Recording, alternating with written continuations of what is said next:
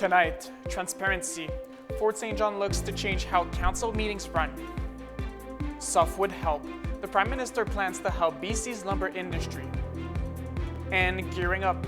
The Puskupi Legion approaching its 100th anniversary.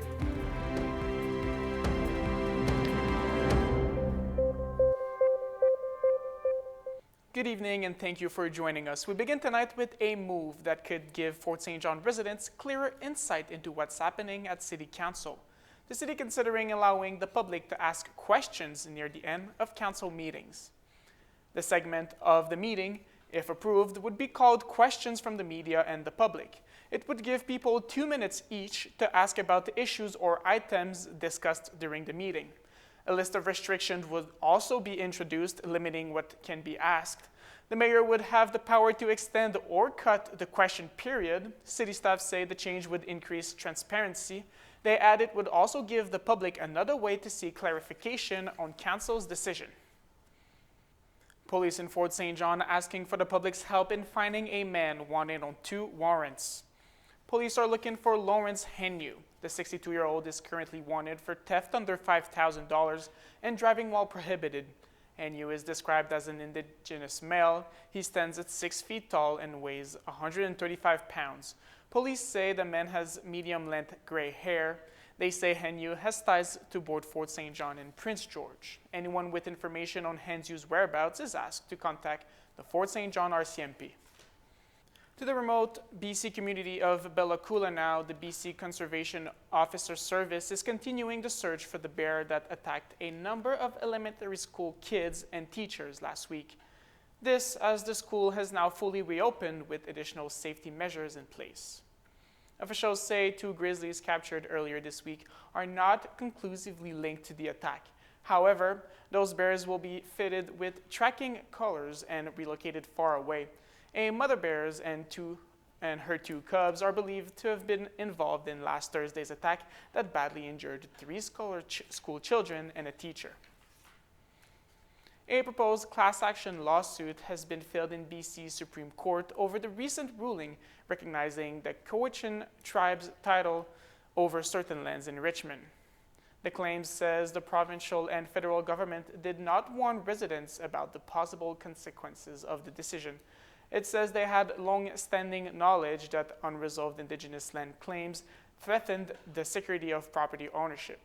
The lawsuit alleged the court's decision has caused economic and psychological harm to members of the proposed suit.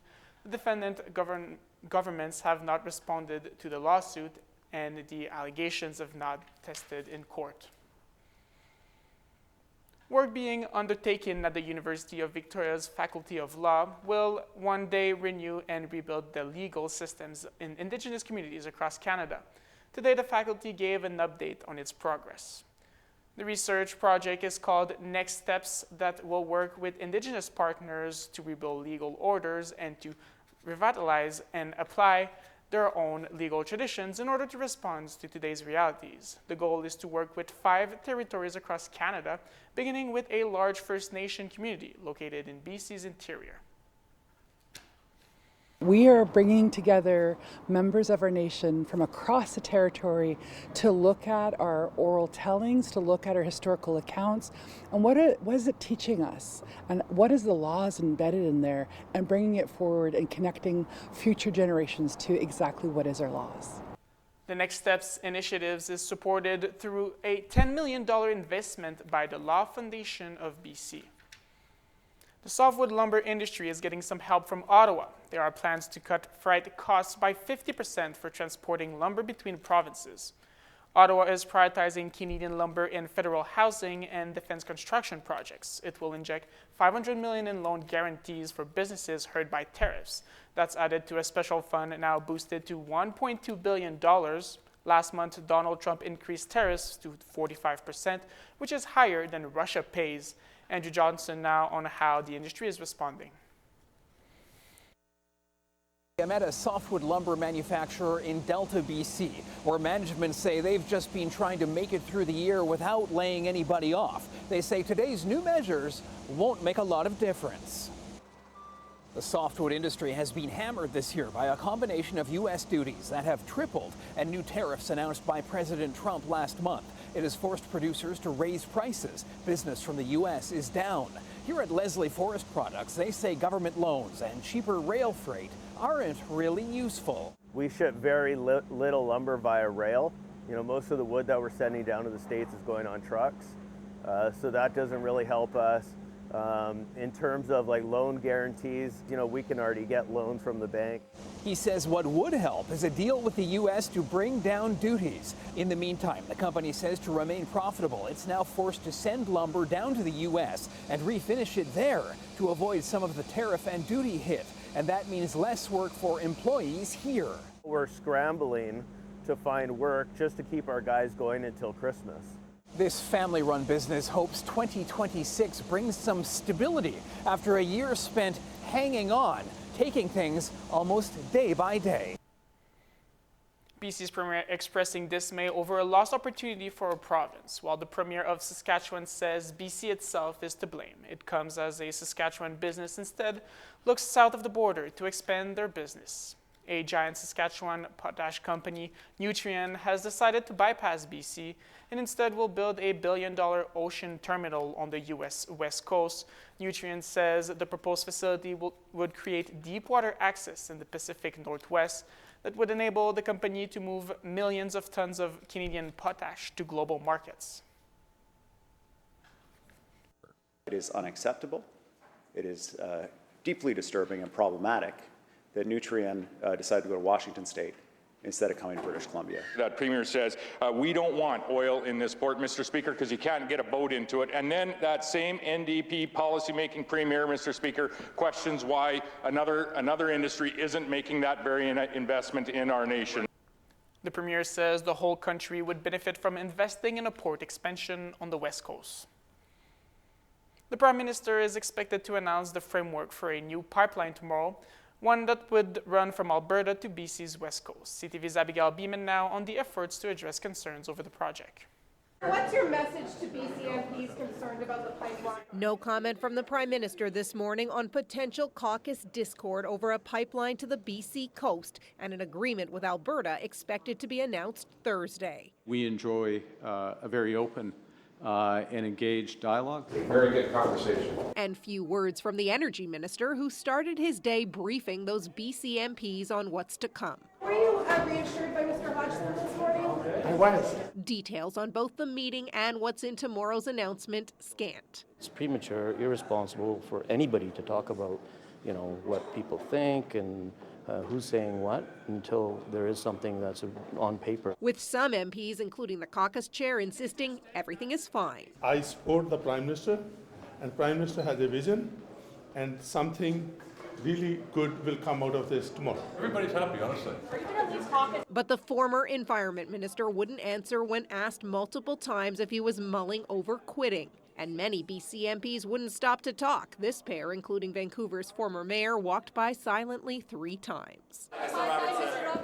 You've got BC bought in, that you've got First Nations leadership bought in, and First Nations communities bought in is the minimum expectation. The memorandum of understanding that we're negotiating with Alberta creates necessary conditions, but not sufficient conditions. That was an oxymoron statement if I ever heard one. I don't understand what it meant.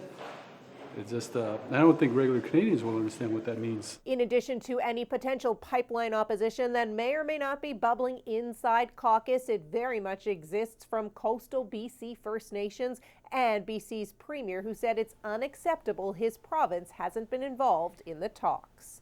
Abigail Beeman, CTV News, Ottawa. A report commissioned by the BC government says its pursuit of new natural gas projects threatens to set back the progress of reducing greenhouse gas emissions. The report says BC is set to fail its 2030 climate change target to reduce greenhouse gas emissions by 40%. The review of BC's climate action plan, known as Clean BC, was led by independent climate policy experts. It's also part of an agreement with the BC Green Party. While the report says the plan is creating jobs and lowering everyday costs, it's not yet reaching its full potential, offering up several recommendations to close the gaps and improve outcomes. The board is recommending action, and I'm certainly about that. and focuses on that. And so very pleased to receive it. And obviously, to the extent that recommendations cost money, they'll be reviewed in the budget process, of course, and we'll be looking at all of them. But very serious contribution. That's what we expected. That they didn't make a stronger case against LNG and investing in LNG, because we don't see that as being future-proof. However, they did make some pretty strong statements about how hard it's going to be to make our emissions targets, and so I think we build on that. We keep pushing forward, as was said. We need to keep moving forward with this, and that's what we're going to push for. Meantime, opposition leader John Rustad says Clean BC has done more damage to the provincial economy than the tariffs from U.S. President Donald Trump. An advocacy group from farmers says it will be lobbying the federal government for a guaranteed annual income. The National Farmers Union is calling on Ottawa to set up a 10-year pilot project. It would see farmers receive an annual income of at least $50,000. The rate would also rise based on inflation each year. The executive director of the union says a guaranteed income would help stabilize farmers' finances. Members are also calling for a cap on the profits of major grocery chains. The holiday shopping season is here, and that could have a big impact on your finances.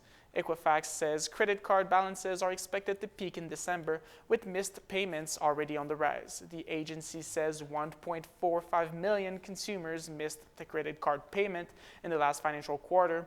That's up by 40,000 people from the previous quarter. The report also found delinquencies are up amongst younger consumers. A new report shows more than 23,000 patients have died while on waitlists for surgery in Canada in the last year alone. Here's Heather Wright on the numbers and one family's heartbreaking story. Debbie Fuster was expecting a straightforward triple bypass operation, a few days in hospital and then recovery at home. Except the Manitoba woman died before ever getting the surgery. It still feels like shock. Daniel Fuster says doctors told his mom she needed heart surgery within 3 weeks. She was left waiting for nearly 3 months. There was some major mess ups that resulted in her file basically not going to where it needed to go. Fuster is not alone. According to public policy think tank secondstreet.org, nearly 25,000 patients died in Canada while waiting for surgeries or diagnostic procedures between April 2024 and March 2025. But the organization warns the numbers are likely higher, as many provinces don't track these deaths or only collect partial data. Fundamentally, these are embarrassing numbers, and I think that's why governments are not keen to go out and track them carefully. Second Street is calling on all provinces and territories to track and disclose these deaths. They also want to see hospital funding tied directly to performance, a reform they believe will improve wait times. It's crazy to keep doing the same thing, throwing money at the system and hoping something will change. Another proposed reform is Debbie's Law, a Manitoba private members bill championed by the Fuster family, which would require health authorities to inform patients when life-saving treatment cannot be provided in a timely manner.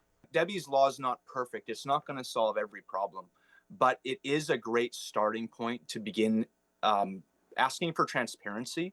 This year's numbers mark a 3% increase from last year, and according to Second Street, since 2018, more than 100,000 people have died in Canada while waiting for some sort of surgery or procedure. Heather Wright, CTV News, Toronto. The Legion in Pouce-Coupe is approaching its 100th anniversary. To celebrate, the Legion hosting a 2000s night on Saturday, featuring a dinner, live music, and plenty of fun. The fundraiser also featuring the local band Haven. Lead singer Mike Bernier says he wants to offer a fun night out and get people on the dance floor. He says many legions in small communities struggle to stay open. Bernier adds it's important to help the Pouce-Coupe Legion in any way possible because it's one of the first branch in all of Canada.